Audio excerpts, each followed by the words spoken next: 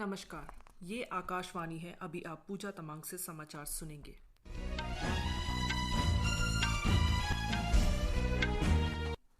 पहले मुख्य समाचार। विदेश मंत्री डॉक्टर एस जयशंकर ने हनोई में 18वें भारत वियतनाम संयुक्त आयोग की बैठक की सह-अध्यक्षता की। सेना कमांडर सम्मेलन में उभरते सुरक्षा परिदृश्य पर विचार विमर्श किया जा रहा है। इलाहाबाद उच्च न्यायालय ने निठारी हत्याकांड मामले के आरोपी सुरेंद्र कोली और मोनिंदर सिंह पंडेर को मौत की सजा से बारी किया। हिमाचल प्रदेश में लाहौल स्पीति, किन्नौर, कुल्लू और चंबा जिले में बर्फबारी। केरल के कुछ जिलों में ऑरेंज अलर्ट।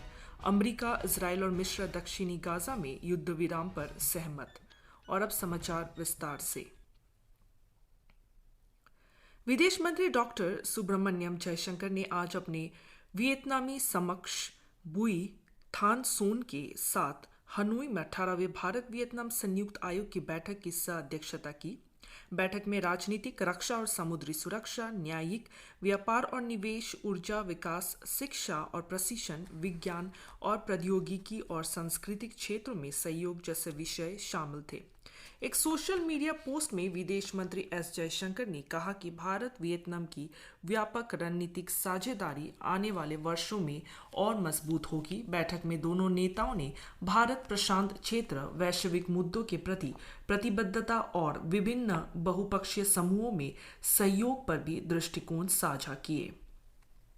डॉक्टर जयशंकर ने अपनी वियतनामी समकक्ष के साथ संयुक्त रूप से भारत और वियतनाम के बीच राजनयिक संबंधों की स्थापना के 50 साल पूरे होने के उपलक्ष्य में स्मारक टिकटों का भी अनिवार्य किया। उन्होंने कहा कि कलारीपयट्टू और वोवी नाम को दर्शाने वाले टिकट खेल के प्रति साझा संबंध को दर्शाते हैं और दोनों देशों के बीच मजबूत सांस्कृतिक, सामाजिक और लोगों के बीच मजबूत संबंधों को प्रदर्शित करते हैं। प्रधानमंत्री नरेंद्र मोदी कल वीडियो कॉन्फ्रेंसिंग के माध्यम से ग्लोबल मैरीटाइम इंडिया शिखर सम्मेलन 2023 के तीसरे संस्करण का उद्घाटन करेंगे। ये सम्मेलन कल से 19 अक्टूबर तक मुंबई में आयोजित किया जाएगा। कार्यक्रम के दौरान प्रधानमंत्री इंडियन मैरीटाइम ब्लू इकोनॉमी के लिए दीर्घकालिक खाका अमृतकाल विजन 2047 का अनावरण करेंगे। यह खाका बंदरगाह सुविधाओं में वृद्धि, सतत प्रणालियों का विस्तार और अंतर्राष्ट्रीय सहयोग को सुविधाजनक बनाने के उद्देश्य से रणनीतिक पहल की रूपरेखा तैयार करता है। प्रधानमंत्री इंडियन मैरीटाइम ब्लू इकोनॉमी के लिए अमृतकाल विजन 2047 के अनुरूप 23,000 करोड़ रुपए से अधिक के विभिन्न परियोजनाओं का उद्घाटन और शिलान्यास करेंगे।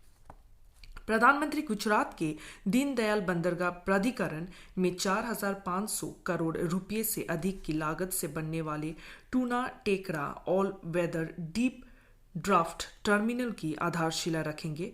इस अत्याधुनिक ग्रीनफील्ड टर्मिनल को सार्वजनिक निजी भागीदारी प्रारूप के तहत बनाया जाएगा। उम्मीद है कि यह टर्मिनल एक अंतर्राष्ट्रीय व्यापार केंद्र के रूप में उभरेगा। यह टर्मिनल 18,020 फुट इकाइयों के बराबर अत्याधुनिक जहाजों का संचालन करेगा और भारत, मध्य पूर्व यूरोप आर्थिक गलियारे के माध्यम से भारतीय व्यापार के लिए प्रवेश द्वार के रूप में कार्य करेगा।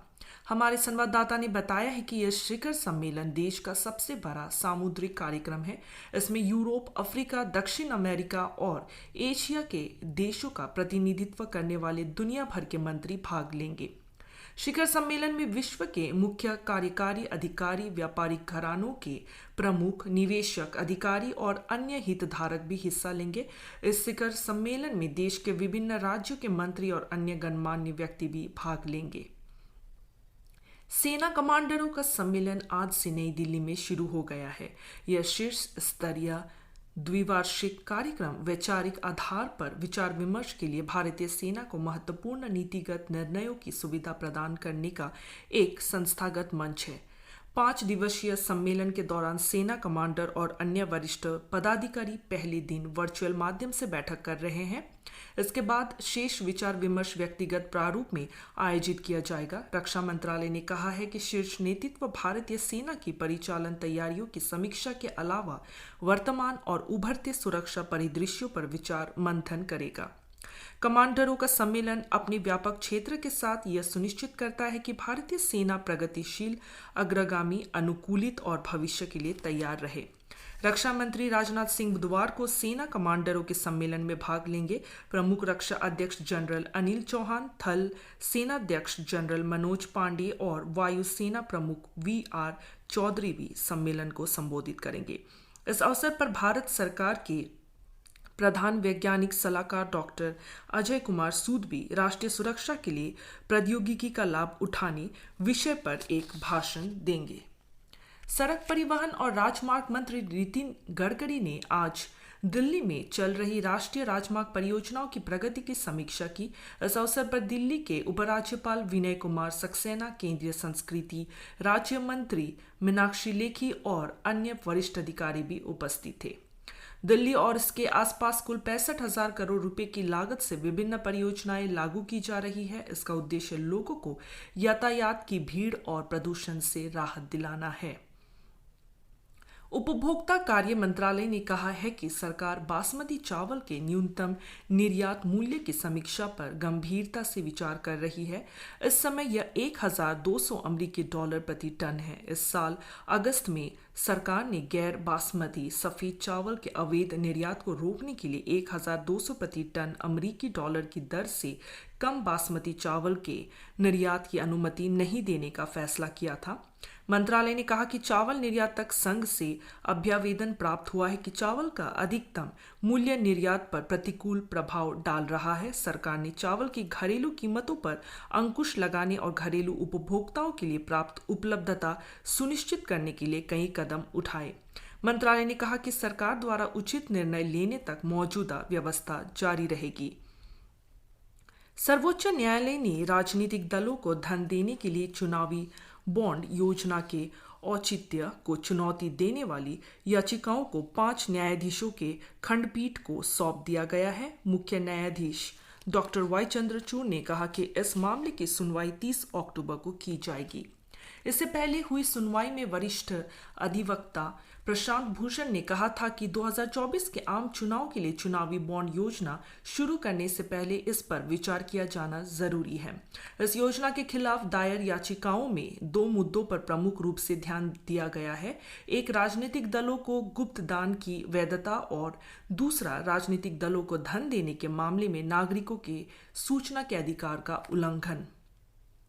इलाहाबाद उच्च न्यायालय ने निठारी कांड के नाम से चर्चित 2005 से 2006 के नोएडा सिलसिलेवार हत्या मामले से संबंधित 12 मामलों में मुख्य आरोपी सुरिंदर कोहली को बरी कर दिया है। सभी 12 मामलों में ट्रायल कोर्ट ने सुरिंदर कोहली को मौत की सजा सुनाई थी। वहीं एक अन्य आरोपी मोनिंदर सिंह पंडेर को भी इलाहाबाद उच्च न्यायालय ने उन 2 मामलों में बरी कर दिया है जिसमें उसे ट्रायल कोर्ट ने मौत की सजा सुनाई थी। सुरिंदर कोहली और मोनिंदर सिंह पंडेर की याचिका पर सुनवाई पूरी होने के बाद इलाहाबाद उच्च न्यायालय ने पिछले महीने मामले में फैसला सुरक्षित रख लिया था।